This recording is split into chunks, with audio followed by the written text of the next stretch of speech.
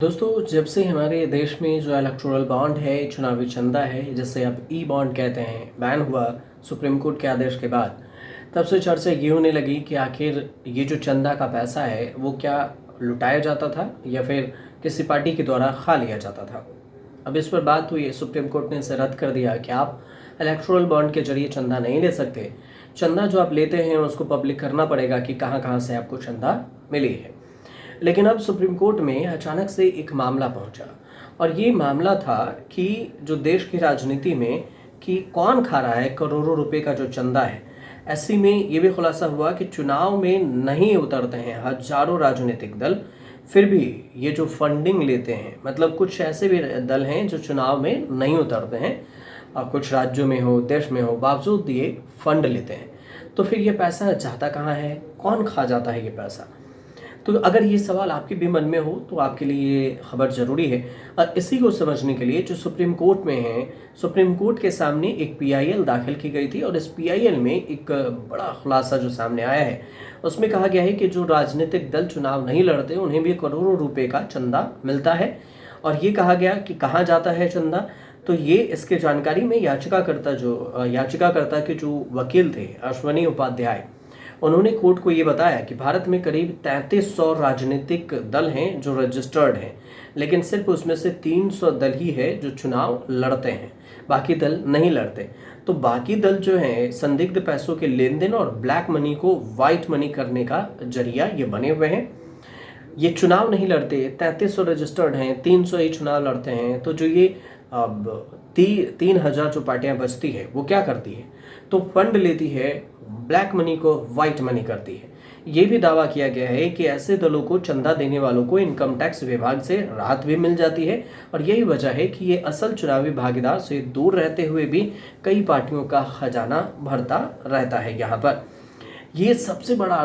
मतलब ये जो सबसे बड़ा खुलासा है, आप समझिए कि शायद आपको भी पता ना हो कि ये 3300 रजिस्टर्ड पार्टियां हैं हमारे देश में और सभी तो चुनाव लड़ते नहीं। तो जो फंड लेते हैं वो कहाँ जाता है? इसमें यह आया कि एक राजस्थान से जुड़ा हुआ एक मामला था जिसमें 500 करोड़ रुपए का ब्लैक से वाइट किए जाने का आरोप लगा कि ब्लैक मनी 500 करोड़ आया, इसे वाइट कर दिया गया। तो जांच में ये पाया गया कि ये जो रकम है छोटे राजनीतिक दलों के जरिए घुमाई गई थी और इस खुलासे ने राजनीतिक फंडिंग के जो पूरे सिस्टम है उस पर सवाल खड़े कर दिए।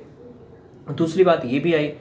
कि जो सुप्रीम कोर्ट ने इस मामले को बेहद गंभीर माना है और केंद्र सरकार और फिर चुनाव आयोग को इस पर नोटिस भी जारी कर दिया कि आप बताएं कि मामला बहुत गंभीर है। अगर यहाँ 3300 पार्टियां हैं और फंड लेती है तो फिर वो जाता कहाँ है, कौन खाता है? और इसे 4 हफ्ता में जवाब देने के लिए बोला गया है कि 4 सप्ताह के अंदर आप जवाब दीजिए। सुप्रीम कोर्ट ने जो केंद्र और चुनाव आयोग को नोटिस भेजा है उसमें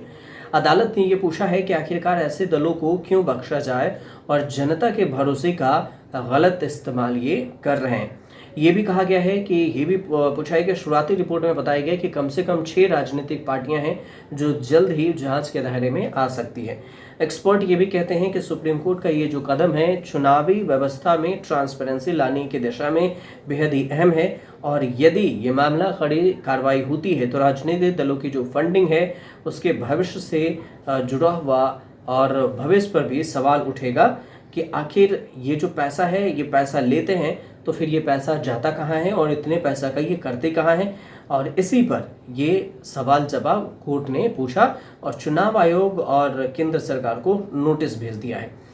ये पूरा जो मामला है वो मामले में आपको बताएं कि ये 13 जुलाई को एक अश्वनी उपाध्याय जो वकील हैं उन्होंने जो एक याचिका लेकर पहुंचे थे, उसमें बताया था कि छापेमारी हुई थी और आधार बनाया गया था जिसमें पार्टियों का आयकर विभाग पर 13 जुलाई को बड़ा छापा हुआ था जिसमें इंडियन सोशल पार्टी है और युवा भारत आत्मनिर्भर दल है नाम के 2 राजनीतिक दलों के पास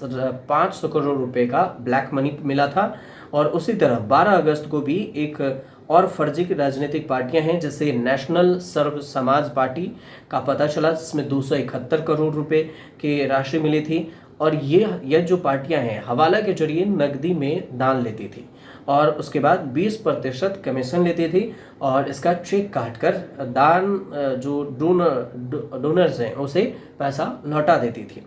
याचिका में कहा गया कि ऐसे फर्जी पार्टियों की देश में भरमार है और उसमें से आपराधिक तत्व भी हैं, अधिकारी भी हैं और इसी दर्जे का ये लोग फ़ायदा उठाते हैं, रियायत दर पर ज़मीन लेते हैं और फिर आवास, घरें, ये सारी सुविधाएं हासिल कर लेते हैं। और ऐसी समस्याओं से दूर करने के लिए जो पूर्व CGI MN वेंकट चलैया की अध्यक्षता वाली कमेटी ने 2011 में the political parties registration and regulation of affairs bill का ड्राफ्ट भी तैयार किया था, लेकिन किसी भी सरकार ने उस पर विचार नहीं किया